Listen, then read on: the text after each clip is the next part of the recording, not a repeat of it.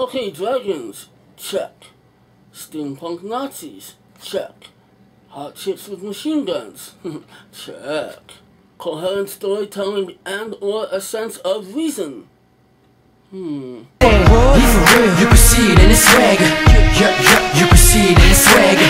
He a boss, you can see it in his swagger. How we walk, how we talk, you can see it in his swagger. He for real, you can see it in his swagger. You can see it in his swagger. He a boss, you can see it in his swagger. How we walk, how we talk, you can see it in his swagger. You can see it. You can see it. You can see it. How we walk, how we talk, you can see it in his swagger. Sucker punch. Okay, so this is a late review, and the sad thing is I actually saw this on opening weekend, but I got a very nasty cold afterwards and I couldn't really talk too good, so I'm feeling a little better. I'm not 100%, I'm in the final stages, you know, like the phlegm stage. Yeah, you didn't need to know that. But I guess I'm well enough to bust out this review, so here we go. So Baby Doll is this chick who's locked away in a mental institute where they force women to dance for men. When it's her turn to bust a move on the dance floor, she closes her eyes and she transports herself to some magical land. She meets up with Scott Glenn, who's filling in for David Carradine, and he basically tells her she needs 5 elements to gain her freedom. And then she fights 3 gigantic samurais. Snap back to reality, up there goes gravity. She's back on the dance floor, she's all sweaty and everybody's all impressed and they're all applauding. And then she becomes friends with 4 other ghosts, but no one else because the other ghosts just do not matter. So between these 5 ghosts, they all come up with a plan. While Baby Doll dances, that will serve as a diversion for one of the other ghosts to go sneak off and get one of those 5 elements. Pretty simple, right? Yeah, simplicity is not Zack Snyder's style. When Baby Doll dances, we never get to see it. All we get to see is her going. Then she closes her eyes and they will whisk away to some imaginary scenario where her and the other girls are fighting dragons, robots, and those steampunk Nazis from Killzone 3. Pretty much every nerdgasm element you can think of. And apparently this chick has one amazing imagination. The movie takes place in 1950-something, she's 20 years old, and yet she has the imagination of a teenage boy. And somehow she's able to accurately imagine weapons of today. It's like she can see into the future, she can see like the weapons list of Modern Warfare 2. Now the film is visually stunning, no one can argue that, and to a certain degree, it is entertaining. But there are some major problems with this movie. One is that it asks its audience to be stupid. There are some movies that ask you to shut your brain off and not use common sense. Well, this movie commands it. It tells you to just watch and accept all these awesome random visuals, but it tells you never ask why. And the problem is anyone with common sense is not going to be able to do that. Sure, I love to just watch movies, let go and have fun, but this movie, it just is beyond stupid. In the midst of all the gunfire and dragons and robots, this film actually tries to give you some type of coherent story.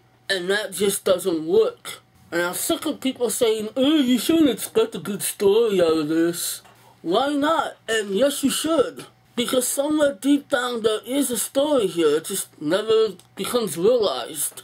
Another thing that took me out of the film was that the action sequences weren't very exciting due to the fact that you realize that all these scenarios are imaginary. They're all in Baby Doll's head. Therefore, there's no actual danger, there's no consequence.